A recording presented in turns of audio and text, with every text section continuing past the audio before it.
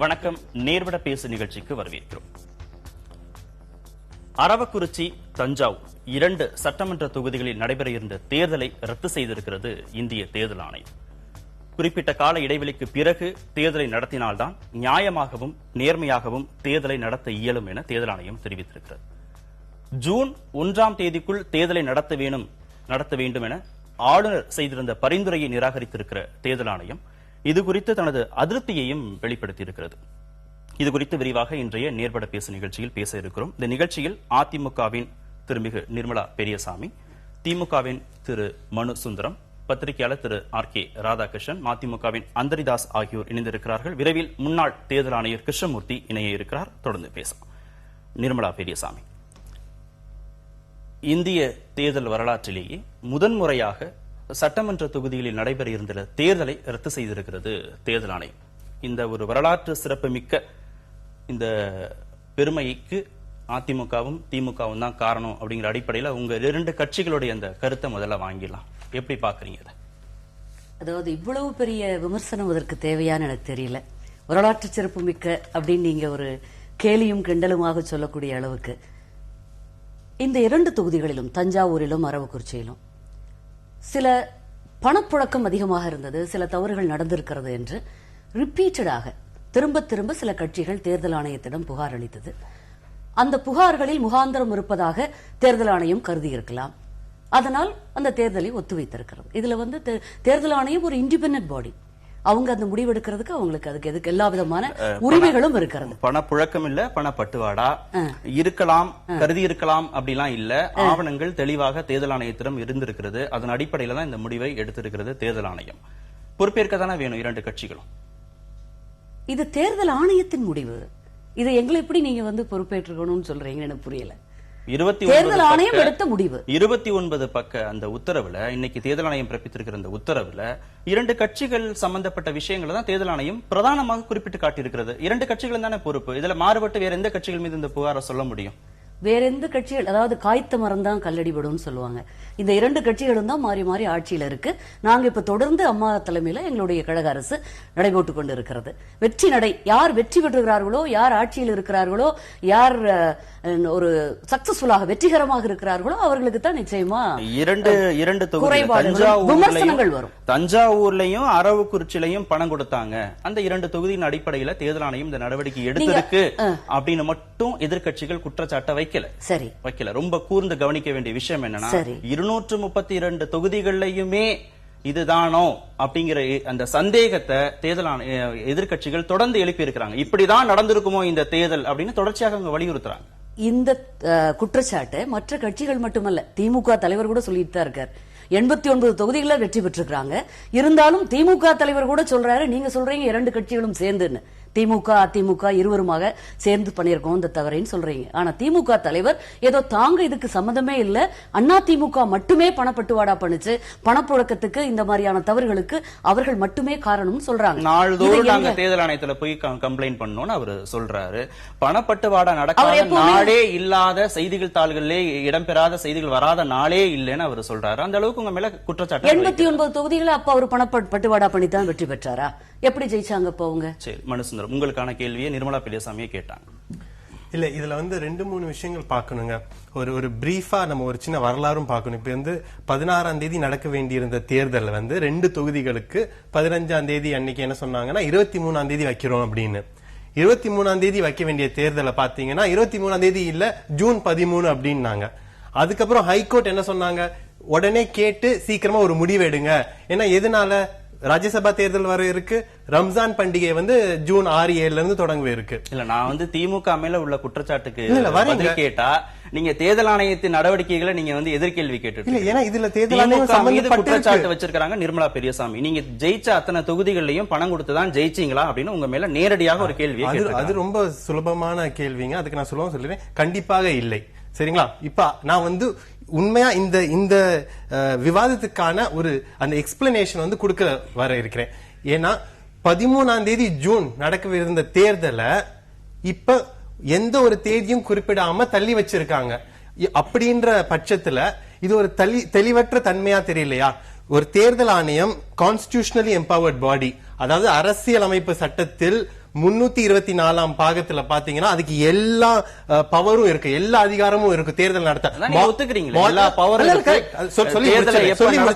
எப்படி நடத்தணும் தேர்தல் ஆணையத்துக்கு தெரியும், தேர்தல் ஆணையம் சொல்லி முடிச்சிடுறேன். அதுக்கப்புறம் நீங்க உங்க கேள்வி கேளுங்க, நான் அப்ப அதுக்கு ஒரு தெளிவான பதில் சொல்றேன். இப்படி எல்லா அதிகாரமும் இருக்கிற ஒரு தேர்தல் ஆணையம் ஏன் 3 வாட்டி தள்ளி வைக்கிறாங்க? 3 வாட்டி தள்ளி வச்சதுக்கு அப்புறம் ஏன் இன்னைக்கு வந்து ஒரு ஒரு ஒரு தேதி குறிக்காம தள்ளி வைக்கிறாங்க? அப்படின்னா அவங்களால வந்து சரியான தேர்தல் நடத்த முடியலையா? இரண்டாவது, இது வந்து என்னோக்கு வந்து நான் வந்து இப்ப ஜெனரலா கேட்க போறேன். மாடல் கோட் ஆஃப் கான்டக்ட் தான் வந்து டிக்டேட்ஸ் எலெக்ஷன், சரிங்களா? அந்த மாதிரி கோட் ஆஃப் கான்டக்ட் படி தான் எல்லாம் நடக்கணும். இன்று அந்த நோட்டிபிகேஷன் ரத்து செய்யப்பட்டு இருக்கு. அப்படி என்றால் மாடல் கோட் ஆஃப் கான்டக்ட் வந்து இனிமேல இருந்து தஞ்சாவூருக்கும் அரவக்குறிச்சிக்கும் இல்ல, அடுத்த நோட்டிபிகேஷன் வர வரைக்கும். அப்படி என்றால் இன்றிலிருந்து அந்த 2 தொகுதிக்கான சட்டம் ஒழுங்கு, பட்டுவாடா எல்லாமே வந்து எனக்கு ஒரு அடிப்படையான குற்றச்சாட்டு உங்க மேல வச்சிருக்கிறது. ஒரு அடிப்படையான குற்றச்சாட்டு, நீங்க இத்தனை தொகுதியில ஜெயிச்சிருக்கீங்க, அதிமுக இத்தனை தொகுதியில ஜெயிச்சிருக்கு, ஆனா பணம் கொடுத்துதான் ஜெயிச்சாங்கிறது உங்களோட குற்றச்சாட்டு. திருப்பி அவங்க என்ன கேக்குறாங்க, நீங்க இத்தனை தொகுதியில ஜெயிச்சிருக்கீங்க இல்லையா, நீங்க எப்படி ஜெயிச்சீங்கிறது அடிப்படையான குற்றச்சாட்டு. செயல்பாடுகள் நம்ம அப்புறம் விரிவா பேசுவோம். உங்களுடைய இந்த குற்றச்சாட்டுல எந்த அளவுக்கு உண்மை இருக்கு, தேர்தல் ஆணையம் சொல்றதையும் நீங்க கருத்தில் எடுத்துக்கங்க. நீங்க நிர்மலா பெரியசாமி இல்ல அதிமுக தரப்புல உங்க மேல வைக்கக்கூடிய குற்றச்சாட்டை நீங்க வச்சிருங்க. தேர்தல் ஆணையம் இன்னைக்கு நீங்க வச்சிருக்கக்கூடிய குற்றச்சாட்டுல அது கொடுத்திருக்கிற உத்தரவுல இது எல்லாமே குறிப்பிடப்பட்டிருக்கு. ரொம்ப குறிப்பிடப்பட்டிருக்கு. நான் வந்து எங்கேயுமே வந்து இது நிரூபிக்கப்படல. திமுக வந்து பணம் கொடுத்தார்கள் என்று திமுக கொடுத்தாங்கன்னு எங்கேயாவது நிரூபிக்கப்பட்டிருக்கு? அவங்க சொல்லிக்கலாம். பட் நான் வந்து திமுகவுக்கு தான் பதில் சொல்ல முடியும். இது வந்து நிரூபிக்கிறதுன்றது அவ்வளவு சுலபம் இல்லைங்க. தேர்தல் ஆணையம் வந்து நீதிமன்றம் இல்ல. அவங்க கிட்ட சில ஆவணங்கள் அவங்க கைப்பற்றி இருக்கலாம், ஆனால் அது நிரூபிக்கிறதுக்கு ப்ராசஸ் இருக்கு. இது வந்து அவங்க அப்படி நிரூபிக்கப்பட்டிருந்தால் அவங்க வந்து எந்த ஒரு வேட்பாளர் மீதும் நடவடிக்கை எடுக்கலாம். இது வரைக்கும் எடுக்கலங்க. சோ வந்து இதுக்கு ஆவணங்கள் இருக்கு, சில பணம் வந்து கைப்பற்றி இருக்கிறார்கள் தான் நம்ம பார்க்க முடியும். சொல்லணும் இதுக்கு திமுக தலைவருடைய பாணி என்னன்னா, தங்கள் கட்சி தான் சார்ந்த கட்சி தாங்க ஆளுங்கட்சி ஆச்சுன்னா வெற்றி பெற்று விட்டால் அப்போ வந்து ஜனநாயகம் காப்பாற்றப்பட்டது, தேர்தல் ஆணையம் சரியாக செயல்பட்டது. அதே இது அதிமுக ஜெயிச்சதுன்னா உடனடியாக பணநாயகம் ஜென்றது, ஜனநாயகம் தோற்று போனது. தேர்தல் ஆணையம் அம்மா தேவையில்லாம ஒரு எங்கேயும் எங்கள் கழக பொதுச் செயலாளர் தேவையற்ற வார்த்தைகளை அவங்க தோத்தா இவிஎம் வந்து சரியா ஒர்க் பண்ணல, அவங்க ஜெயிச்சிட்டா இவிஎம் சரியா ஒர்க் பண்ணல. அது மாதிரி தானுங்க. என்ன புரிஞ்சுக்கிறது ராதாகிருஷ்ணன்? இந்த சென்ற வாரம் தான் ஒரு 232 எம்எல்ஏக்கள் வந்து பதவியேற்றாங்க. இந்த ஏர்லியர் திஸ் வீக் ராதர். இவங்க எவ்வளவு செலவு பண்ணலாம்னா 28 லட்சம் ரூபாய் தான் இவங்க செலவு பண்ண முடியும். இந்த 28 லட்சம் ரூபாயில இவங்க ஒரு சராசரி ஒரு கணக்கு பாத்தீங்கன்னா, பெட்ரோல் விற்கிற விலைக்கு இவங்களுக்கு ஒரு 8 வண்டி இல்லைன்னா ஒரு 10 கார் இருந்தா கூட அந்த 10 கார் ஒரு தொகுதியில ஓடுதுன்னா 430 கிலோமீட்டர் தான் நான் கணக்கு போட்டிருக்கேன். 430 கிலோமீட்டர் தான் ஓட முடியும். இதுல தேர்தல் நடத்த ஒரு கேண்டிடேட்டுக்கு தேர்தலுக்கு ஆன ஆயத்த பணிகள் செய்ய முடியுமான்னு பார்த்தா நிச்சயமாக முடியாது. இதுதான் தேர்தல் ஆணையம் ஃபர்ஸ்ட் பார்க்க வேண்டிய விஷயம். இதுதான் 28 லட்சம் ரொம்ப கம்மி, அதை நீங்க உயர்த்தணும். அது ஒரு ஸ்ட்ரக்சரல் இஷ்யூ. இந்த ஆல் கேண்டிடேட்ஸ் எம்எல்ஏ ஜெயிச்ச அத்தனை கேண்டிடேட்ஸுமே அவங்க வந்து வாக்குமூலம் கொடுக்கணும். இந்த மாதிரி 28 லட்சத்துக்குள்ளாலதான் நான் நடத்தினேன். இந்த வாக்குமூலத்தை கொடுத்துதான் அவங்க வந்து பதவி ஏற்கிறாங்க. எல்லாருமே போய் சொல்லியிருக்காங்க. 232 பேரும் பதவியேற்ற 232 பேரும் 28 லட்சத்துக்கு மேல செலவு பண்ணலையான்னு கேட்டா அதற்கு பதில் சொல்லித்தான் ஆகணும். எப்படி 28 லட்சத்துக்குள்ளால நீங்க வந்து ஒரு தொகுதியில நீங்க வந்து இவ்வளவு வாக்கு சேகரித்து நீங்க பண்ணீங்க? அதுதான் மனுசுந்தரம் கேட்கிறாரு. வேட்பாளர்கள் மீது தவறு இருந்தா நீங்க நடவடிக்கை எடுங்களேன், ஏன் நீங்க நடவடிக்கை எடுக்கலன்னு தேர்தல் ஆணையத்தை கேட்கிறாரு. அங்கதான் வரேன். அடுத்ததாக இது நம்மளுடைய ஒரு கலாச்சாரமாக நாம மாற்றிவிட்டோம். 2007ல எடியூரப்பா ஆரம்பிச்சு வச்சது இந்த பணம் பட்டுவாடாங்கிறது. அதுக்கப்புறம் 2009ல YSR அது வந்து ஒரு பெரிய கலையா மாற்றாரு ஆந்திரால. இங்க 2009ல அதே டைம்ல தான் நம்மளுடைய திருமங்கலம் ஃபார்முலா வருது. அதன் பிறகு ஒரு மாஸ் அளவுல வந்து காசு கொடுக்கப்பட்டது. அதாவது மக்களுக்கு ஓட்டுக்காக காசு கொடுக்கப்பட்டது மாஸ் லெவல்ல. 70% ஆஃப் தமிழ்நாடு கேஷ் கொடுத்தது 2014 லோக்சபா தேர்தல்ல. இதை கூட கேட்க வக்கில்லாத ஒரு தேர்தல் ஆணையம் இருக்குதுன்னா அப்புறம் எதுக்கு அந்த தேர்தல் ஆணையம்? ஒரு தொகுதியில வந்து ஒரு கேண்டிடேட் 27 கோடி ரூபாய் செலவு பண்ணியிருக்கான்னு ஒரு தகவல் வருது எனக்கு. அதே மாதிரி இன்னொரு கேண்டிடேட் 32 கோடி ரூபாய் செலவு பண்ணியிருக்கான்னு ஒரு தகவல் வருது. அந்த தொகுதியில் இருந்து ஒரு 1000 ரூபாய் நோட்டு கூட தேர்தல் ஆணையனால பிடிக்க முடியலன்னா அப்ப ஆரோ என்ன இந்த கேண்டிடேட்ஸ் கூட வேலை பண்ணிட்டு இருக்காங்களா? இந்த பிரச்சனை தான் அடிப்படை பிரச்சனை வந்து இங்க ஆர்ஓ ஆனாலும் சரி, ரிட்டர்னிங் ஆபீசர் ஆனாலும் சரி, இல்ல அதிகார அந்த மெஷினரி ஆனாலும் சரி, இதெல்லாம் இந்த மாநில அரசாங்கத்துக்கு உட்பட்ட everything is within the state government. பிரச்சனை அங்கதான் வருது. இந்த ரெண்டு தேர்தலை மாற்றி வச்சு இப்ப இது பைபோலாக போகுது, அடுத்து இடைத்தேர்தலாக மாற போகுது. இடைத்தேர்தல்ல யாரு ஜெயிச்சிருக்காங்க வரலாறு பாருங்க. எல்லாம் ஆளுங்கட்சி தான் ஜெயிச்சிட்டு வருது. இனி ஆளுங்கட்சி தான் ஜெயிக்கும். இதுக்கு எதுக்கு தேர்தல் நடக்கிறீங்க? 2 பேரும் அதிமுக நாமினேட் பண்ணிட்டே போயிடலாம்ல.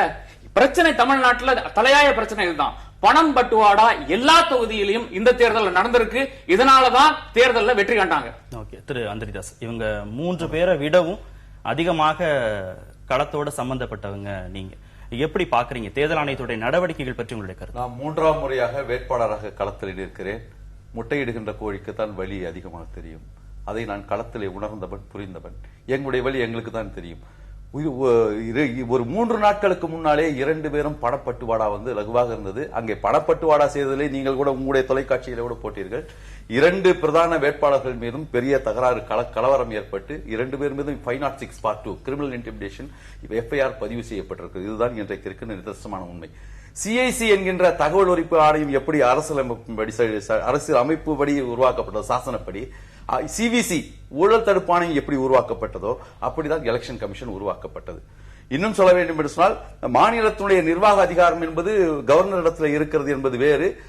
அவர் அவருடைய ஒப்புதல் இல்லாமல் எதுவும் சட்டம் நடைமுறைக்கு வராது என்பது வேறு. இருந்தாலும் கூட 79ஆம் ஆண்டு மே மாதம் 4ஆம் தேதி சுப்ரீம் கோர்ட் ஒரு தீர்ப்பு கொடுத்திருக்கிறது. என்ன என்று சொன்னால், ஜனாதிபதியால் கவர்னர் நியமிக்கப்பட்டாலும் கூட இன்றைக்கு இந்திய அரசாங்கத்தினுடைய ஊழியராக அவரை நாம் கருதிவிட முடியாது என்று சொல்லி இருக்கிறார்கள். எலெக்ஷன் கமிஷனுக்கு என்ன அதிகாரம் இருக்கிறது என்று எல்லோருக்கும் தெரியும். இதிலே கவர்னர் அதிகபட்சமாக தன்னுடைய மேலாண்மை செலுத்துகிறாரோ? கவர்னர் பொறுப்பே இன்றைக்கு பெரிய பிரச்சனைக்குரிய கேள்வி. ஆட்டுக்கு தாடியும் நாட்டுக்கு கவர்னரும் தேவையா என்று அண்ணா எழுப்பிய கேள்வி இன்றைக்கு விஸ்வரூபம் எடுத்திருக்கிறது. அன்றைக்கு அரசியல் நிர்ணய சபையிலே மரியாதைக்குரிய நேரு அவர்களும் TT கிருஷ்ணசாமி அவர்களும் மல்லாடி கிருஷ்ணசாமி ஐயரும் சொன்னார்கள், ஒரு மாநில முதல்வர்களுடைய உரிமை இல்லாமல் கவர்னரை நியமிக்க கூடாது என்கின்ற பேச்சு கூட வந்தது. ஆனால் இன்றைக்கு கவர்னர்கள் இன்றைக்கு பொதுப்படியாக இருக்க வேண்டியவர்கள் தங்களுடைய அரசியல் மேலாண்மை, தாங்கள் சார்ந்து இருக்கின்ற அந்த அரசியலை அதிலே வெளிப்படுத்துகிறார்கள் என்பது காலம் காலமாக சொல்லப்படுகின்ற குற்றச்சாட்டு. ஏன் காங்கிரஸிலே தலைவராக இருந்த TK பருவா அவர்கள் பீகாரிலே கவர்னராக இருந்தார். அது முடிஞ்ச பிறகு ஒரு மத்திய அமைச்சரானார். அது முடிந்த பிறகு காங்கிரஸ் தலைவரானார். ஆக இப்படி அதுவே ஒரு கேள்விக்குறியாக இருக்கிறது. ஆனால் இப்பொழுது அரசு இந்த பிரச்சனை தேர்தல் அணுகுமுறை எப்படி இருக்கு சொன்னா, 90லேயே கோசாமி குழு ஒன்று அமைக்கப்பட்டது. அதுல என்ன சொன்னாங்கன்னா, நன்னடத்தை விதிகளை மீறுபவர்கள் மீது 2 ஆண்டுகள் இம்ப்ரிசான்மெண்ட் செய்யலாம் என்று ஒரு பரிந்துரை கொடுத்தார்கள். அதை ஏற்றுக்கொள்ளவில்லை. ஏனென்றால் செய்யறது இவங்க தானே. அதனால பணம் பட்டுவாடா என்பது இன்றைக்கு பிரவீன்குமாரே சொன்னாரு, போன தேர்தல் அதிகாரி பிரவீன்குமாரே சொன்ன, எங்களால் தடுக்க முடியவில்லை என்று சொல்லி இருக்கிறாரு. ஆகவே என்னை பொறுத்தவரையில பரோட்டா கதை மாதிரி முதல்ல இருந்து தான் தொடங்கணும். எல்லா இடத்திலும் யார் யார் எங்கு அதிகமாக பணம் கொடுத்தார்களோ அங்கெல்லாம் அவர்கள் வெற்றி பெற்று இருக்கிறார்கள். நான் யாரையும் பிரித்து சொல்லவில்லை. திரு மனுசுந்தரம், களத்துல இருந்தவர் சொல்றார், பணம் கொடுத்தாங்க, 2 கட்சிகளும் பணம் பட்டுவாடா செஞ்சாங்க அப்படின்னு. வெளியில கண்டுபிடிக்க முடியாத அளவுக்கு ரொம்ப சாமர்த்தியமா பண்ணிட்டதுனாலேயே இந்த குற்றச்சாட்டுகளை நீங்க நிறுவீங்க, தேர்தல் ஆணையம் நடவடிக்கை எடுங்க அப்படின்னு ஒரு தார்மீக பொறுப்பு இந்த குற்றச்சாட்டுகளுக்கு ஏற்பதற்கு பதிலாக, அதிகாரம் இருந்தால் சரியான இது ஆவணங்கள் இருந்தால் நீங்க நடவடிக்கை எடுங்க அப்படிங்கறத தொடர்ச்சியாக நீங்க வலியுறுத்திருக்கிறீர்கள். ஏன்னா களத்துல இருந்தவர் அவர், அதனுடைய வழியை அவர் அனுபவித்தவர், அவருடைய வார்த்தைகளிலிருந்து அதை வெளிப்படுத்தி இருக்கிறார் அவர். இல்லங்க, இப்ப ஐயா அந்திரிதாஸ் சொன்னது நான் முழு மனதாக வரவேற்கிறேன். ஆனா களத்துல அவர் மட்டும் இல்லங்க, 232 தொகுதிகள திமுகவும் களத்துல தாங்க இருந்தோம். நாங்களும் அந்த வழி புரிஞ்சிருக்கோம். அதனாலதான் சொல்றேன், வழி புரியாது. ஒண்ணுமேல சாதாரண எங்களை போன்ற சாமானியர்கள் வேட்பாளர்கள் தான் அந்த வழி தெரியும். பணத்தை வச்சுதான் ஜெயிக்கணும் அப்படின்னா இந்த கான்செப்டே தப்புங்க. பணம் தான் பிரதானம், பணத்தை கொடுத்தா தான் வெற்றி பெற முடியும்னா அப்ப திமுக எல்லா இடத்துலயும் வெற்றி பெற்றுக்கணும். ஏன் எங்க மேல குற்றம் சொல்றீங்க? அப்ப நாங்களும் 234 தொகுதிகளில் வெற்றி பெற்றுக்கணும். பணம் தான் பிரதானம்னு எப்படி நீங்க சொல்லுவீங்க? இல்ல, இந்த தேர்தலை ஒத்திவைத்ததற்கு காரணம் பணம் இல்ல, distribution of money for vote cash என்று சொல்லி இருக்கிறார்கள். அதனால 2 குழுக்களை விசாரணை செய்வதற்கு நாங்கள் நியமித்திருக்கிறோம். அது அந்த ப்ரோப், ஃபர்தர் ப்ரோப் இருக்கிறது, அது விசாரணை நடைபெற இருக்கிறது என்று அவர் தெளிவாக சொல்லி இருக்காங்க. அந்த விசாரணை கவர்னர் தடுக்கிறாரா என்கின்ற அந்த அச்சம் தொடர்ந்து பேசுவோம். ராதாகிருஷ்ணன், பணம் தான் பிரதானம், இந்த தேர்தல்ல பணப்பட்டுவாடாங்கிறது ரொம்ப சகஜமா சரளமா நடந்திருக்கு அப்படின்னா ஏதோ ஒரு கட்சி தானே ஜெயிச்சிருக்கணும். எப்படி 2 கட்சி ஜெயிச்சிருக்கு, இந்த கட்சியும் நிறைய இடங்கள்ல ஜெயிச்சிருக்காங்க, இந்த கட்சிகளும் நிறைய இடங்கள்ல ஜெயிச்சிருக்காங்க அப்படிங்கும்போது அது எப்படி உண்மையாகும் அப்படின்னு கேட்கறாங்க. இல்ல, நிச்சயமாக அது நியாயமான கேள்விதான். அதுக்கு பதில் வேற ஒண்ணும் கிடையாது. 2 பேர்கிட்டயும் காசு வாங்கி யாருக்கு பிடிக்குதோ போட்டு போயிடறான்னு ஒரு அப்படி ஒரு எக்ஸ்பிளனேஷன் வருது. மக்களை அவமானப்படுத்துறது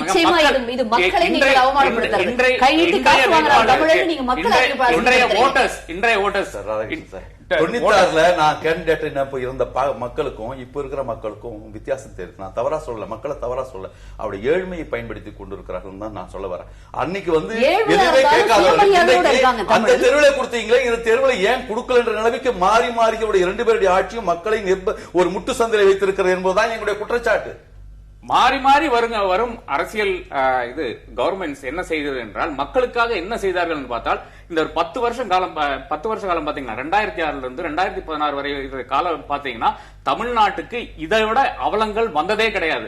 ஒரு டெவலப்மெண்ட் ப்ராஜெக்ட் முக்கியமா வந்தது கிடையாது. ஒரு எலக்ட்ரிசிட்டி, ஒரு பவர் ப்ராஜெக்ட் வந்தது கிடையாது. எந்த ப்ராஜெக்ட் என்ன வேணா பாத்துங்க. ஒரு டெவலப்மெண்டே இல்லாத ஒரு சூழ்நிலையில மக்கள் என்ன பாக்குறாங்க, என்ன கொடுக்கறாங்க வாங்கிட்டு போயிடலாம் தான் இருக்காங்க.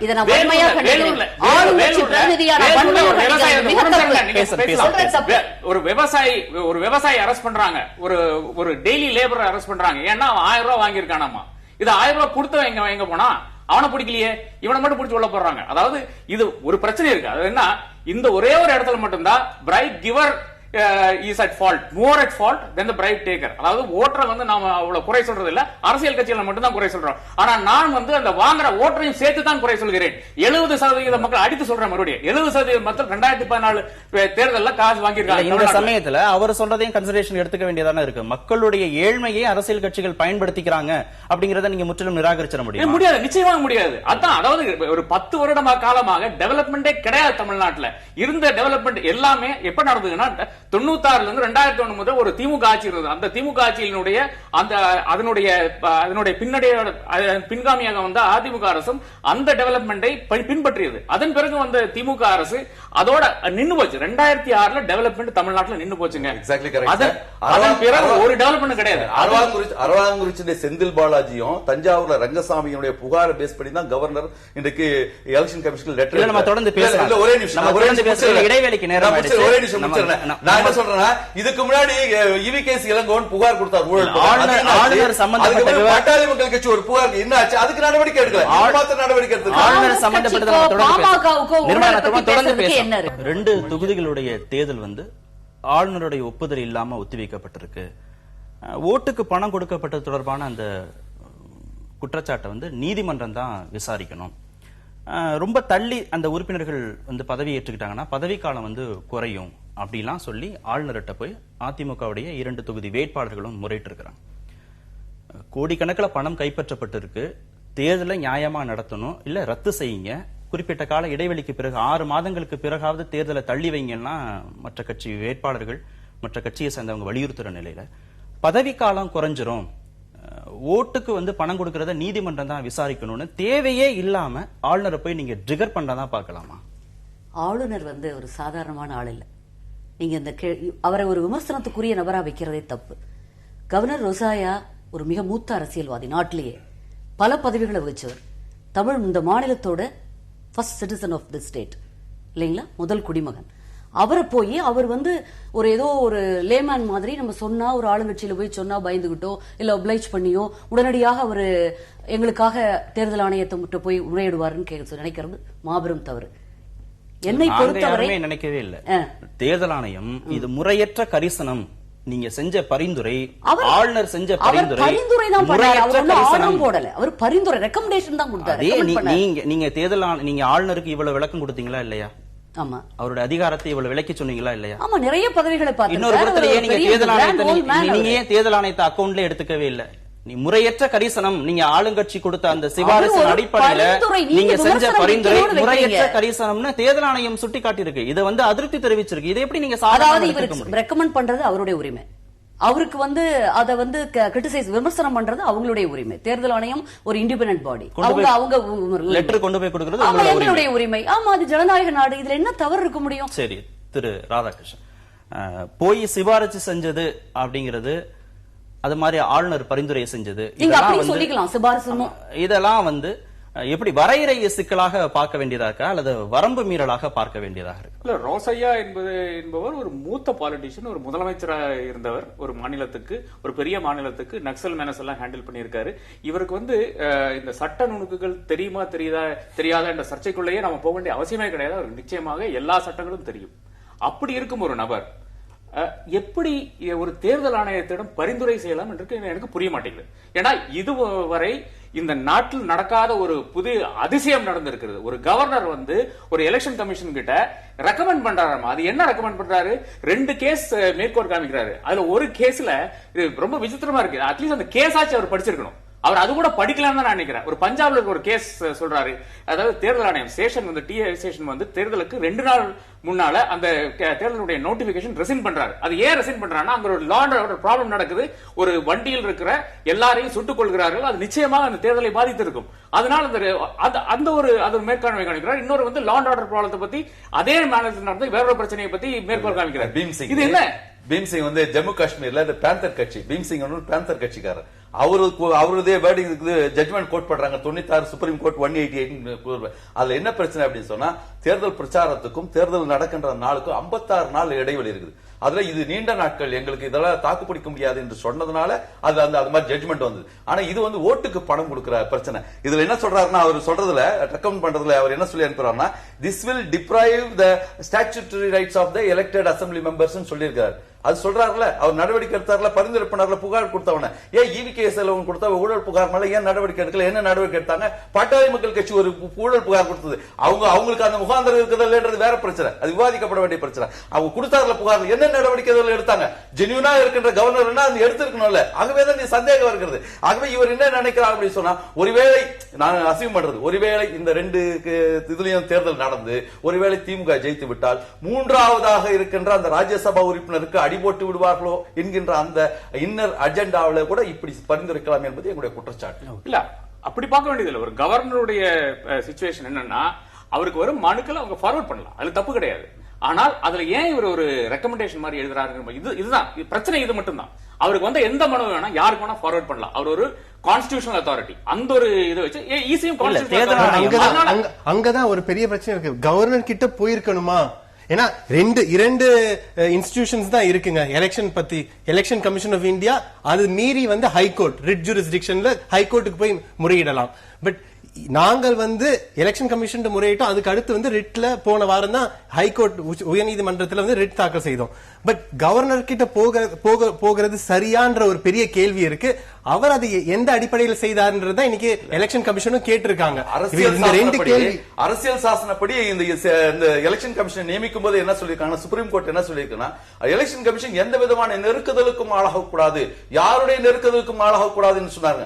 இது நாட் கன்சர்ன் வித், இது ஸ்டேட் அட்மினிஸ்ட்ரேஷன் சம்பந்தப்பட்ட பிரச்சனை இல்ல, இது எலெக்ஷன் சம்பந்தப்பட்ட பிரச்சனை. அவர்களுக்கு என்று பிரத்யேக அதிகாரம் இருக்கிறது. அவர் சொல்ல தேதியிலே தான் நடத்த வேண்டுமா இல்ல மாறுபட்ட சுப்ரீம் கோர்ட் தான். இரண்டாவது சார், ஒரே ஒரு பாயிண்ட், சின்ன ஷார்ட் பாயிண்ட் தான். கவர்னர் அவருக்கு தனியா ஒரு இன்வெஸ்டிகேட்டிங் அத்தாரிட்டி இல்ல. He goes by recommendation of Council of Ministers. அமைச்சரவையோட அடிப்படையில் தான் அவர் நிறைய முடிவுகள் எடுப்பார், முக்காவாசி முடிவுகள்.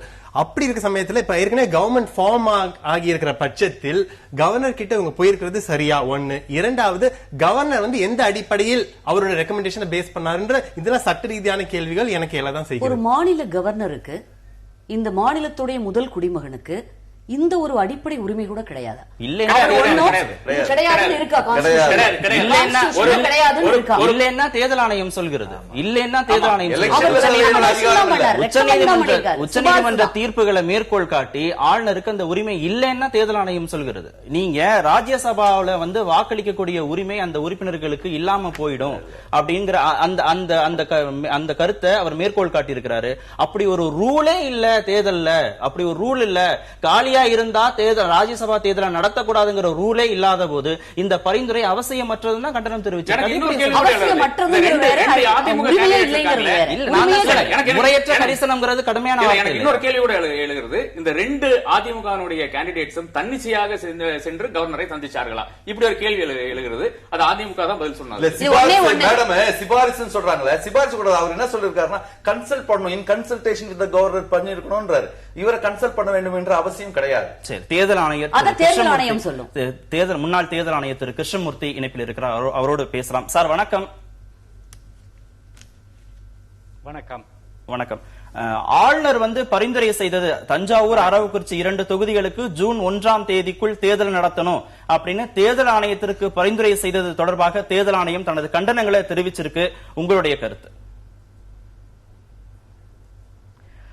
நான் இந்த சர்ச்சையை பற்றி சொல்ல விரும்பவில்லை. ஆனால் இந்த தேர்தல் எப்பொழுது நடக்க வேண்டும் என்பது உச்ச நீதிமன்றம் சரியாக கூறியிருக்கிறது. தேர்தல் ஆணையத்திற்குத்தான் அந்த அதிகாரம் உண்டு, வேறு ஒருவருக்கும் அந்த அதிகாரம் இல்லை. அதனால் இந்த ஆளுநர் ரெக்கமெண்ட் பண்ணது ரைட்டா தப்பாங்கிறத பத்தி நான் இப்ப பேச விரும்பவில்லை. ஆனால் தேர்தல் ஆணையம் தான் தன் ஃபேக்ட்ஸ் எக்ஸாமின் பண்ணி அவங்க தான் டிசைட் பண்ணணும் டேட்டு. அவங்க டிசைட் பண்ணுவாங்க. வேற ஒருத்தரும் இப்ப குஜராத்ல எலெக்ஷனை போஸ்ட்போன் பண்ணணும். அப்ப கூட சுப்ரீம் கோர்ட் என்ன சொன்னாங்கன்னாக்க, நீங்க எவ்வளவு சீக்கிரம் எலெக்ஷன் நடத்த முடியுமோ நடத்துங்க அப்படின்னு தான் சொன்னாங்க. அதுபடி நாங்க பண்ணினோம். அதனால எலெக்ஷன் கமிஷனோட power to organise the election nobody can question it. அவ்வளவுதான் சொல்ல முடியும். உங்ககிட்ட தேர்தலை ஒத்தி வச்சது தொடர்பாக உங்களிடம் போதிய அனுமதி பெறல அப்படின்னு ஆளும் கட்சி தரப்புல இருந்து அந்த 2 தொகுதியுடைய வேட்பாளர்கள் போய் அவங்க கிட்ட ஆளுநர்கிட்ட முறையிட்டு இருக்கிறாங்க. அந்த அடிப்படையில தான் அந்த பரிந்துரை செய்யப்பட்டதாக ஆளுநர் தரப்புல சொல்லப்பட்டிருக்கிறது. அதே மாதிரி தலைமை தேர்தல் அதிகாரி ராஜேஷ் லக்கானியும் தொடர்பாக விளக்கம் அளித்திருக்கிறார். இந்த நடைமுறைகள்லாம் தேவையான நடைமுறைகள் தானா? கட்சி அரசியல்ல நான் புகுந்து பேச விரும்பவில்லை. நான் என்ன சொல்கிறேன் என்றால், இந்த தேர்தல் எப்பொழுது நடக்க வேண்டும் என்பதை பற்றி யார் என்ன சொன்னாலும் தேர்தல் ஆணையத்திற்குத்தான் அந்த அதிகாரம் உண்டு. அது சரியா என்கொயரி பண்ணி நிச்சயமாக எப்பொழுது நடக்க போக வேண்டும் என்று சொல்வார்கள். சுப்ரீம் கோர்ட் கூட இந்த குஜராத் ரைட்ஸ்ல சொன்ன மாதிரி அவங்க உங்களுடைய சௌகரியத்தை பார்த்து நம்பகமான ஒரு தேர்தல் நடத்துவதற்கு எப்ப நடத்த வேண்டுமோ நடத்துங்கள், எப்பொழுது நடத்த முடியும் என்று சொல்லுங்கள் என்றுதான் சொன்னார்களே தவிர எந்த நிலைமையிலும் உச்ச நீதிமன்றம் இதை பற்றி எங்களுக்கு பரிந்துரைக்கவில்லை. நாங்கள் தேர்தல் ஆணையம் எப்பொழுது சரி என்று தோன்றுகிறதோ அப்பொழுதுதான் அவர்கள் தேர்தலை நடத்துவார்கள். இப்ப ஆளுநரும் சரி தேர்தல் ஆணையம் சரி இரண்டுமே தனிப்பட்ட அதிகாரங்கள் கொண்ட நபர்களாக அமைப்புகளாக இருக்கிற போது இவர்களுக்கு இருக்கக்கூடிய இந்த கருத்து வேறுபாடுகள் அப்படிங்கிறது வாக்காளர்கள் மத்தியில, வெளியில இருக்கக்கூடிய பார்வையாளர்கள், பொதுமக்கள் மத்தியில என்ன மாதிரியான தாக்கத்தை ஏற்படுத்தும்? இது பாருங்க, இது ஆளுநருக்கும் தேர்தல் ஆணையத்துக்கும் உள்ள வித்தியாசமோ இல்ல ஒப்பீனியன்கள் பத்தி இத பப்ளிக்கா டிஸ்கஸ் பண்ணக்கூடாது. அவங்க தேர்தல் ஆணையம் எப்பொழுது அவர்கள் அதை டேட்டை டிசைட் பண்றாங்களோ நடத்துவாங்க. அது வாக்காளர் மீது என்ன இம்பாக்ட் இருக்கும் என்று இப்போது சொல்ல முடியாது. ஏனென்றால் தேர்தல் ஆணையத்திற்குத்தான் அந்த அதிகாரம் இருக்கிறது. யார் சொன்னாலும் அது எடுபடி ஆகாது. அது தேர்தல் ஆணையம் ஏற்றுக்கொள்ள முடியாது. தேர்தல் ஆணையம் இண்டிபெண்டன்டாக என்கொயரி பண்ணி எப்பொழுது தேர்தல் நம்பகத்தன்மையாக நடத்த முடியுமோ அப்பொழுதுதான் அவர்கள் நடத்துவார்கள். சரி, நம்ம தொடர்ந்து அரசியல் கட்சிகள் ஆளுநர் இந்த விவகாரத்தில் நான் தலையிட விரும்பவில்லை. சரி, அரசியல் ரீதியாக அவர் கருத்து சொல்வதற்கு தயாரா இல்ல. இதை பற்றி பொதுவெளியில விவாதிக்க கூடாது அப்படிங்கிற மாதிரியான கருத்தையும் அவர் சொல்றாரு. தேர்தல் கமிஷனுடைய இந்த கருத்து அப்படிங்கிறது யாருக்கான செய்தியாக நம்ம பார்க்க வேண்டியதா இருக்கிறது? ஆளும் கட்சிக்கான செய்தியாக பார்க்க வேண்டியதா இருக்கிறதா, இல்ல ஆளுநருக்கான செய்தியாக பார்க்க வேண்டியதாக இருக்கிறது? அதிகார மட்டத்தில் என்ன, எப்பவுமே அவங்க ரொம்ப கண்ணியமாக என்ன ஒரு பிரச்சனையா இருந்தாலும், அது எவ்வளவு பெரிய பிரச்சனையா இருந்தாலும் கூட ரொம்ப கண்ணியமான அந்த பேரஃப்ரைஸ் பண்ணி அதற்கான ஒரு ரீசனிங் வச்சு அதனுடைய ரூல் எல்லாம் கோட் பண்ணி தான் அதனோட ஒரு பிரஸ் ரிலீஸ் மாதிரி வெளியிடுவார். ஆனால் இது தரும் தகவல் என்னன்னா, மக்கள்கிட்ட ஸ்டாலின் சொல்லியிருக்காளே கோவப்படுங்கள்னு, மக்கள்கிட்ட அதான் சொல்றது இந்த பிரஸ் ரிலீஸ். அதாவது தமிழ்நாட்டுக்கு இதை விட அவலம் நடந்ததே கிடையாது. எலக்ட்ரல் ஹிஸ்டரி ஆஃப் இந்தியா என்று குறிப்பிட்டு எல்லா பத்திரிகைகளும் இளையத்தில் எல்லா இடத்திலையும் வந்திருக்கிறது. அதாவது தமிழ்நாட்டுக்கு இப்போ அடுத்ததாக எது ஃபர்ஸ்ட் மாநிலமா எதில் இருக்குதுன்னா எலக்ட்ரல் மால் பிராக்டிஸ்ல மட்டும்தான் முதல் மாநிலமாக. திரு கிருஷ்ணமூர்த்தி ஏதோ பேசணும்னு விருப்பப்படுறாரு. திரு கிருஷ்ணமூர்த்தி, நீங்க தொடரலாம். இந்த தேர்தல் நிறைய உச்ச நீதிமன்றம் நிறைய தீர்ப்புகள் கொடுத்திருக்கின்றன. அதன்படி பார்த்தோமானால் அரசியல் கட்சிகள் எப்பொழுது தேர்தல் நடத்த வேண்டும் என்று சொன்னால் அதை கேட்டுக்கொள்ளதான் முடியும் தவிர அதை நடைமுறையில் அதை அக்செப்ட் பண்ணிக்க முடியாது. அவங்க எப்ப பண்ணுவாங்க, ப்ராப்பர் என்கொயரி பண்ணி எப்பொழுது நிலைமை சரியாக இருக்கிறதோ அப்பொழுதுதான் அவர்கள் தேர்தல் நடத்த வேண்டும். உச்ச நீதிமன்றம் நம்பகத்தன்மையாக தேர்தல் எப்பொழுது நடத்த முடியுமோ அப்பொழுதுதான் நடத்த வேண்டும் என்று தீர்மானமாக தீர்ப்புகள் கொடுத்திருக்கிறார்கள். அதனால் இந்த கட்சிகள் இதை பற்றி பேசுவது அவர்களுக்கு அப்போது அந்த அதிகாரம் இருக்கிறது. ஆனால் தேர்தல் ஆணையம் ஒரு ஸ்பீக்கிங் ஆர்டர் கொடுப்பாங்க, ஃபைனலா கொடுப்பாங்க ஸ்பீக்கிங் ஆர்டர். அந்த ஆர்டர்ல பாத்தீங்கன்னா என்ன காரணங்கள் என்று ஆராய்ந்து அவருடைய தீர்வை கொடுப்பார்கள். அதை நாம் ஏற்றுக்கொள்ளதான் வேண்டும். திரு மனுசுந்தரம், திமுக எந்த தொகுதியிலையுமே பணம் கொடுக்கல, அதிமுக தான் கொடுத்தாங்க, ஆதாரம் இருந்தா நடவடிக்கை எடுக்கட்டும் தேர்தல் ஆணையம் அப்படின்னு நீங்க சொல்றீங்க. இதே பாமக என்ன சொல்லுது, தேர்தல் நியாயமாக நடந்திருந்தா நாங்க 110 தொகுதிகளுக்கு மேல வெற்றி பெற்றிருப்போம் அப்படின்னு சொல்லுது. கட்சிகளுடைய இந்த மாறுபட்ட கருத்துக்களை நாங்க எப்படி புரிஞ்சுக்கிறது? வெளியில இருக்கக்கூடிய வாக்காளர்களா இருக்கட்டும், பார்வையாளர்களா இருக்கட்டும், எப்படி இதை புரிஞ்சுக்கிறது? இல்ல, இப்ப நான் பாமக சார்பில் என்ன சொன்னாங்கன்றதுக்காக நான் எதுவும் விளக்கம் அளிக்க முடியாது. திமுக சார்பில் சொன்னதை நான் அதுதான் உண்மை, அதுதான் நான் திருப்பி சொல்ல முடியும். நீங்க எத்தனை வாட்டி உங்க மேல வைக்கக்கூடிய அந்த குற்றச்சாட்டு அப்படிங்கிறது இரு கட்சிகள் மீதான குற்றச்சாட்டு தானே? இல்லங்க, அது அரசியல் ஒரு காழ்ப்புணர்ச்சினால வைக்கிறாங்க. ஆனா நான் இப்ப தேர்தல் ஆணையம் பத்தி நம்ம பேசிட்டு இருக்கிறதுனால அந்த ஃப்ளோல நான் ஒரே ஒரு விஷயம் சொல்லணும். இப்ப 20ஆம் தேதி தான் 2வது முறை மாத்துறாங்க. ஜூன் 13ன்ற தேதி 20ஆம் தேதி சாயந்தரம் தான் வருது. அன்று இரவே தலைவர் கலைஞர் ஒரு ஊடகத்துக்கு சந்திப்பில் சொல்றாரு, இதை எந்த அடிப்படையில மாத்துறது தப்பு, ஏன்னா ரம்ஜான் அந்த சமயத்துல வருது, 2வது ராஜ்யசபா தேர்தல் இருக்குன்னு. இப்ப திருப்பி அந்த கருத்துக்களை கேட்டுட்டு திருப்பி இவங்க ஜூன் 15 தள்ளி வைக்கிறாங்க. நாங்க சொல்றதுலதான் நியாயம் இருக்கு. ஆரம்பத்துல இருந்தே ஒரே ஒரு விஷயம் மட்டும் புரியவே இல்லை. தேர்தல் ஆணையம் சரியா நடக்கணும், தேர்தல் ஆணையம் சரியா நடத்தணும் தொடர்ச்சியாக நீங்க வலியுறுத்துறீங்க. அவங்க இதெல்லாம் ஏன் செஞ்சாங்கன்னு விளக்கம் கொடுக்கணும் நீங்க வலியுறுத்திட்டே இருக்கிறீங்க. தேர்தல் ஆணையம் சொல்லக்கூடிய எந்த குற்றச்சாட்டுக்கும் நீங்க இது வரைக்கும் பதில் சொல்லவே இல்லையே. இரு தொகுதிகளில் பணம் கொடுத்தாங்கிற இந்த குற்றச்சாட்டின் அடிப்படையில தான் தேர்தல் ரத்து செய்யப்பட்டிருக்கிறதுங்கிற போது அந்த வேட்பாளர்களை மாற்றுவதற்கான முனைப்பு ஏதாவது நீங்க காட்டியிருக்கிறீங்களா?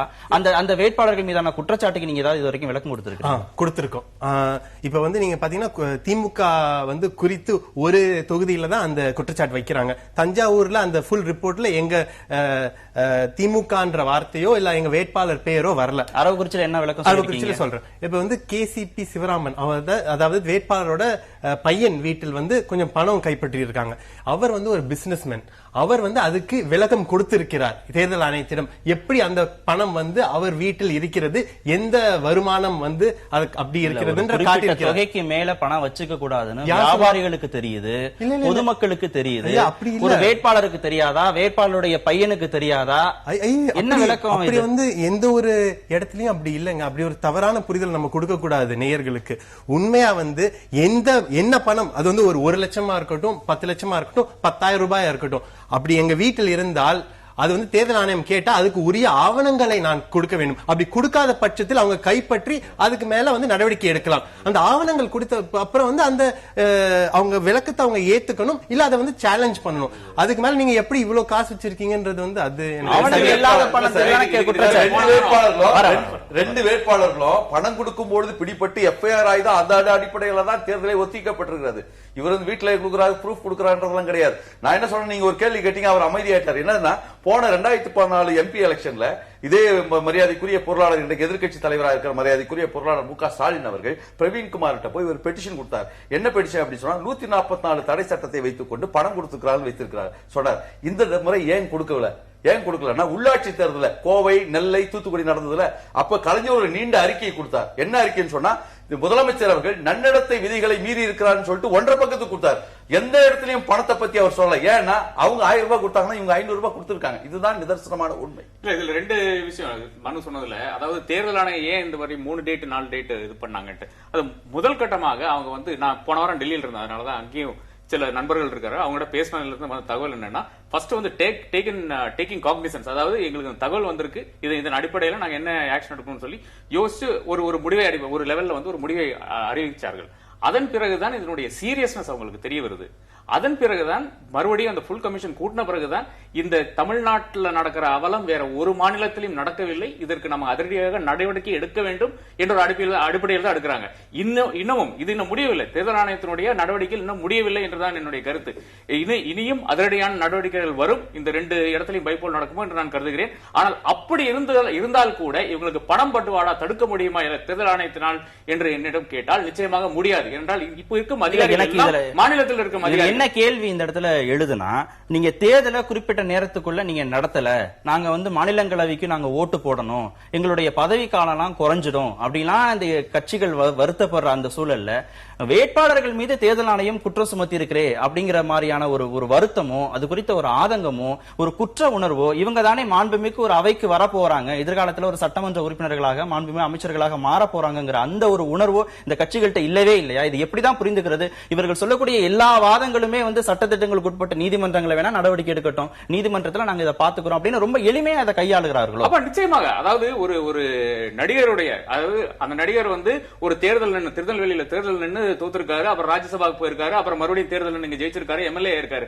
அவர் வண்டியில இருந்து 9 லட்சம் ரூபாய் எடுக்கிறாங்க, அதுக்கு அவர் ஆவணம் கொண்டு நீட்டிறாரு, காசு திரும்பி வாங்கிட்டாரு. இதுதான் இங்க தமிழ்நாட்டினுடைய நிலை. இப்ப நான் கேட்கறது இவ்வளவுதானுங்க, 232 எம்எல்ஏஸ் இருக்காங்க, இவங்க யாராச்சு இன்றைய தேதியில் எந்த தேதியிலானாலும் ஒரு லை டிடெக்டர் டெஸ்டுக்கு தயாராவாங்களா? நான் வந்து என்னுடைய தொகுதியில் நான் பணம் பட்டுவாடா பண்ணலன்னு சொல்லிட்டு இவங்க ஆணித்தனமாக நிக்க முடியுமான்னு நான் கேக்குறேன். நான் லை டிடெக்டர் டெஸ்ட் வந்து நான் அட்மினிஸ்ட்ரேட் பண்றேன், வரீங்களான்னு கேக்குறேன். கண்டிப்பா இல்ல, இப்ப நீங்க சொல்றது சரினா வந்த பிறகு எந்த தவறுமே செய்ய மாட்டாங்கன்னு உங்களால எந்த வித உத்தரவாதம் கொடுக்க எப்படிங்க? நீங்க வந்து பணம் கை நீட்டு பணம் வாங்கிட்டீங்கன்னா அப்புறம் வந்து அவங்க என்ன செஞ்சுதானே போவாங்க. ஒரே நிமிஷம், அரவாங்குறிச்சியில இருக்கிற பரணி என்பவர் வந்து அந்த தொகுதிக்குட்பட்டவர். அங்க வந்து நான் குறிப்பே சொல்றேன், கோவையில இருக்கிற இதுல சிங்காநல்லூர்ல டெனிம் சொல்லிட்டு ஒரு இதுல எக்ஸிகியூட்டிவா இருக்கிறார். அவர் சொல்றாரு, என் வீட்டுல இருக்கிற 10 ஓட்டு வாங்கறதுக்காக என்னுடைய உறவினர் மூலமாக அதிமுக வந்து 1500 கணக்கு பண்ணி 15,000, திமுக வந்து 1000 கணக்கு பண்ணி 10,000 கொடுத்து 25,000 ரூபாய் என் கவர்ல இருக்குதுன்னு சொல்லியிருக்காரு. இதுதான் நடைமுறை நிதர்சனமான உண்மை. இது வந்து எல்லா தொகுதியிலும் நடந்திருக்கிறது என்பதுதான். அதனாலதான் முதல்ல இருந்து பரோட்டா கதை மாதிரி முதல்ல இருந்து தொடங்கணும் நாங்க சொல்றோம். அதாவது எங்களை பொறுத்தவரை தேர்தல் என்பது தொண்டு செய்வதற்கான ஒரு கருவி, அந்த அடிப்படையில தான் பாக்குறோம். தேர்தல் என்பது இடையிலே வந்து போகின்ற ஒரு நிகழ்வு. ஆனால் இது போன்ற தேர்தலை வந்தால் நிச்சயமாக ஒரு சாதாரண மனிதன், பீப்புள் ரெப்ரசன்டேஷன் ஆக்ட், அதுக்கு ஆக்ட் பேரு, சாதாரணமான மக்கள் அதிலே பங்கு கொள்ள முடியுமா? லெவல் பிளேயிங் ஏரியான்னு சொல்றாங்களே, அது மாதிரி லெவல் பிளேயிங் ஏரியா இந்திய நாட்டிலே குடிமகனுக்கு சாதாரணமான இந்த சமநிலையில் இருக்கிறவனுக்கு அந்த சமநிலை கிடைக்குமா என்பது $1 பில்லியன் கொஸ்டின். மக்கள் நம்பிக்கையை பெற்றால் வெற்றி பெறலாம். திரும்ப திரும்ப இந்த நாற்காலியில் உட்கார்ந்துகிட்டு அதை சொல்லலாம். அதிமுக தயாரா? அதிமுக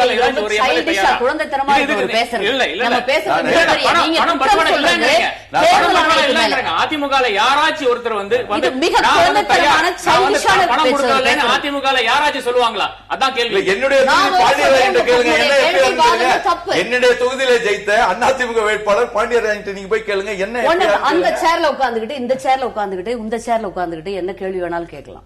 அந்தந்த நாற்காலிகள் வந்து பார்த்தா வந்து உட்கார்ந்துட்டு எதை வேணா கூட பேசலாம். நீங்க பழசா இருக்கீங்க தெரியும். 6வது சேர்மனுக்கு 3 இருக்கிற, சட்டமன்றத்துக்கு 3 இருக்கிற சாதாரண ஆட்கள் வர முடியாது. இல்ல, என்னோட அவர் வந்து அவருடைய பெயினை சொல்றாரு. ஒரே ஒரு கேள்வி. ஆனா திரும்ப திரும்ப ரொம்ப வலிக்குது. திரும்ப திரும்ப என்ன சொல்றாரு ஒரு ஃப்ரண்ட் லைன்ல ஜெர்னலிஸ்ட் ராதாகிருஷ்ணன், அதாவது பணம் மட்டுமே, கொஞ்சம் பணம் மட்டுமே கொடுத்து ஜெயிக்கணும். அம்மாவுடைய சாதனை திட்டம் 2006ல இருந்து 11 நீங்க பண்ணக்கூடாது, விமர்சனம் பண்ணக்கூடாது, பேசக்கூடாது. எனக்கு டைம் கொடுங்க, நான் பேசுறேன். ஒரே ஒரு கேள்வி. ஜெயிச்சாச்சு, நீங்க இனிமே எதை பத்தியுமே பேச வேண்டாம். இல்ல, ஒரு நிமிஷம், நீங்க சொன்ன வார்த்தையை தான் நான் ரிப்பீட் பண்றேன். வெற்றி பெற்றாச்சு, இனிமே இதை வந்து விமர்சனம் பண்றதோ இதை பத்தி பேசுறதோ எந்த விதத்திலயும் சரியில்லைங்கிறதா உங்களுடைய குற்றம்.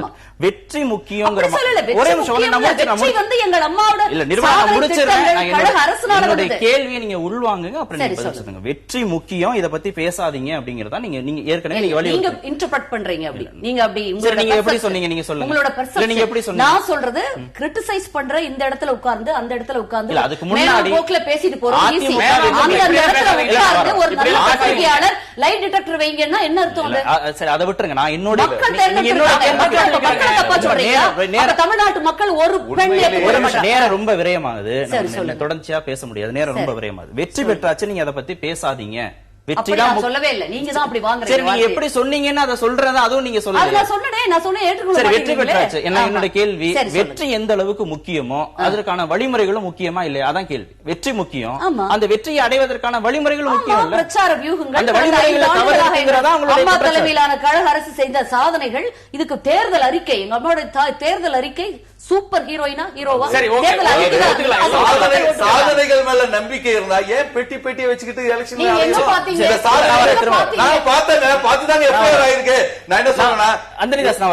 திரு கிருஷ்ணமூர்த்தி சார் போயிட்டு வந்துறேன். சார், தேர்தல் ஆணையம் வந்து அதிகமாக வாக்கு பெறல அப்படிங்கிற அடிப்படையில ஒரு கட்சியோட அங்கீகாரத்தை வந்து ரத்து செய்யறாங்க, அவங்களுடைய சின்னங்களை முடக்குறாங்க. இந்த மாதிரியாக பணப்பட்டுவாடாங்கிற மாதிரியான ஒரு குற்றச்சாட்டின் அடிப்படையில் அந்த வேட்பாளர்கள் சிக்கிற போது அவர்கள் மீதோ அந்த கட்சிகள் மீதோ நடவடிக்கை எடுப்பதற்கான அதிகாரம் இன்னமும் தேர்தல் ஆணையத்திற்கு இல்ல அப்படின்னு நாம பார்க்க வேண்டியதா இருக்கிறதா? அதாவது என்னுடைய கருத்து என்னவென்றால், இந்த மாதிரி குறைபாடுகள் இருந்தால் நிச்சயமாக நீதிமன்றத்தை அணுக வேண்டும். இப்பொழுது இருக்கும் அதிகாரத்தில் தேர்தல் ஆணையத்திற்கு எந்த அதிகாரமும் இல்லை. ஒரு பணம் பட்டுவாடாவுக்கு வெறுமனே we can file an FIR in the court, அதுக்கு மேல எங்களுக்கு அதிகாரம் இல்லை. அதனால்தான் நான் சொல்லுகிறேன், இந்த மாடல் கோட் ஆஃப் கான்டக்ட்ல இருக்கிற சில விஷயங்களை சட்டபூர்வமாக ஆக்கி தேர்தல் ஆணையத்தின் பொழுது தேர்தல் நடக்கும் பொழுது குறைபாடுகள் இருந்தால் உடனுக்குடனே தேர்தல் ஆணையம் அவர்களை டிஸ்குவாலிஃபை பண்ணும் அதிகாரம் கொடுக்க வேண்டும் என்று நான் சொல்கிறேன். அந்த சட்டத்தை கொண்டு வந்தால்தான் தேர்தல் ஆணையம் எஃபெக்டிவாக இருக்க முடியும். இப்பொழுது இருக்கிற நிலைமையில் ஒரு நீதிமன்றத்தில் ஒரு எஃப்ஐஆர் கோர்ட்ல கேஸ் ஃபைல் பண்றதை விட வேற ஒரு அதிகாரமும் இல்லை. அந்த அதிகாரம் கிடைத்தால்தான் தேர்தல் ஆணையம் இன்னும் எஃபெக்டிவாக இருக்க முடியும் என்பது என்னுடைய கருத்து. ஏற்கனவே கோடிக்கணக்கான வழக்குகள் நீதிமன்றத்தில் தேங்கி இருக்கு. இதுல தேர்தல் வழக்குகள் அப்படின்னு நம்ம பார்க்கிற போது அந்த உறுப்பினருடைய 5 ஆண்டு காலமே முடிந்த பிறகும் தீர்ப்புகள் வெளிவரக்கூடிய சூழல்ல நீதிமன்றங்களுக்கு போறது அப்படிங்கிறது எந்த அளவுக்கு பயனுள்ளதாக இருக்கும்? இல்ல தனியாக நீதிமன்றங்கள் வேணுங்கிற அந்த கோரிக்கையை தொடர்ச்சியாக வலியுறுத்தப்படுகிறது. இந்த எலக்டோரல் ரிஃபார்ம்ஸ் அப்படிங்கிற எல்லா விஷயத்தையுமே அரசியல்வாதிகள் தான் பண்ணியாகணும். அதற்கும் அவர்கள் தயாராக இல்லாத போது என்னதான் இந்த மாதிரியான பிரச்சனைகளுக்கு தீர்வாக நாம் அணுக முடியும்? இப்பொழுது இருக்கிற நிலைமையில் உச்சநீதிமன்றம் தான் சில தேர்தல் மாற்றங்களை கொண்டு வருகிறது. எந்த கட்சிகளும் தேர்தல் சீர்திருத்தங்களை பற்றி அவர்களுடைய அறிக்கைகளில் ஒரு கட்சி கூட சொல்லவில்லை. அவர்களுக்கு இந்த சீர்திருத்தங்கள் கொண்டு வர வேண்டும் என்ற ஆர்வம் இருப்பதாக தெரியவில்லை. அதனால் நான் என்ன சொல்லுகிறேன் என்றால், உச்சநீதிமன்றத்தை அணுகி இந்த சீர்திருத்தங்களை சீக்கிரம் கொண்டு வர வேண்டும். ஏனென்றால் எல்லா கட்சிகளும் இந்த மாற்றங்களில் ஒரு ஆர்வமும் காட்டாமல் இருக்கிறார்கள். நான் 2004 நிறைய பரிந்துரைகள் செய்தேன். அது 1-2 கூட சுப்ரீம் கோர்ட்டினோட பவர்னால தான் வந்தது தவிர வேற ஒன்றும் மாற்றம் கொண்டு வரவில்லை. இது சரியல்ல, ஜனநாயகத்துக்கு நல்லதல்ல. சொன்ன கருத்து நான் ஏற்கனவே சொன்னேன். 77 சுப்ரீம் கோர்ட் வந்து தெளிவாக சொல்லியிருக்கிறது, கூடுதலான அதிகாரம் எலெக்ஷன் கமிஷனுக்கு தரப்பட வேண்டும் என்று தெளிவாக சொல்லியிருக்கிறது. அதனால்தான் 90 கோஸ்வாமி குழு நன்னடத்தை விதிகளை மீறுபவர்கள் மீது, அதாவது பணம் கொடுக்கிறது உள்ளிட்ட நன்னடத்தை விதிகள் மீறுபவர்கள் மீது அவர்கள் 2 வருடம் சிறை கைது செய்யப்பட்டு சிறைச்சாலையில் அடைக்கப்பட வேண்டும் என்கின்ற பரிந்துரை ஏற்றுக்கொள்ளவில்லை. தொடர்ந்து காலங்காலமாக சுப்ரீம் கோர்ட் சொல்லிக் கொண்டுதான் இருக்கிறது. ஆனால் இவர்கள் அரசாங்கத்திலே நிர்வாக பதவியில் இருக்கின்றவர்கள் அதற்கு தயார் இல்லை. நான் சொன்ன கருத்து தான். அதாவது 28 லட்சத்துல ஒரு எலெக்ஷன் நிச்சயமாக கண்டஸ்ட் பண்ண முடியாது. அதனால தேர்தல் ஆணையம் முதல் கட்டமாக இந்த தேர்தல் ஆணையத்துக்கு போதிய அதிகாரம் இல்ல, அதை கொண்டு வருவதற்கும் அரசியல்வாதிகள் தயாராக இல்ல. நீங்க உச்சநீதிமன்றத்தை தான் அணுகணும் அப்படிங்கறது அவருடைய கருத்து. வரம்பு உயர்த்தறதுக்கு எலெக்ஷன் கமிஷனுக்கு அதிகாரம் உண்டு, அதை செய்யத்தான் வேணும். இது என்ன ஃபைட் பண்ண முடியாது எலெக்ஷன்ல. அது ஃபர்ஸ்ட் அந்த கருத்து. அதனாலதான் அது ஃபர்ஸ்ட் பதிவு செய்தேன். அதன் பிறகு எனக்கு சொல்ல வேண்டியது இதுதான், தமிழ்நாட்டில் இருக்கிற 232 எம்எல்ஏஸ்ல யாராச்சும் ஒருத்தர் திமுக அதிமுக தான் எல்லாம் கரெக்டா ஜெயிச்சாங்க சொல்றாங்க. அட்லீஸ்ட் திமுக இருக்கிற ஒரு எம்எல்ஏ ஆவது முன் வந்து நான் வந்து தயார், லை டிடெக்டர் டெஸ்டுக்கு தயார், நான் பணம் பட்டுவாடா செய்யவில்லை என்று கூற தயாரா? நிச்சயமா ஆளும் கட்சி தரப்பிலிருந்து எதிர்கட்சி தரப்பிலிருந்து வைக்கப்பட்ட கோரிக்கைகள், ஆளுநர் செஞ்ச பரிந்துரை, இதுக்கு எல்லாத்துக்குமே தேர்தல் ஆணையம் ரொம்ப தெளிவா பதில் சொல்லியாச்சு. ஒரே ஒரு கேள்வி மட்டும் தான் தொக்கி நிக்குது. இவ்வளவு பிரச்சனைக்கு பிறகும் வேட்புமனுவை முதல்ல இருந்து இந்த கட்சிகள் தொடங்கணும். இந்த சூழ்நிலையாவது இவர்கள் வந்து வேட்பாளர்களை மாற்றுவார்களா அப்படிங்கிற கேள்வி எல்லார் மனதிலுமே தொக்கி நிக்குது. மக்கள் பார்த்துட்டு தான் இருக்கிறாங்க. நம்ம தொடர்ந்து சந்திக்கலாம். நிகழ்ச்சியில் பங்கேற்றதற்கு மிக்க நன்றி. நேயர்களை மற்றும் நிகழ்ச்சியில் சந்திக்கலாம். நன்றி, வணக்கம். எதிர்த்து பேசிட்டு நாட்டுல வழியை தவிர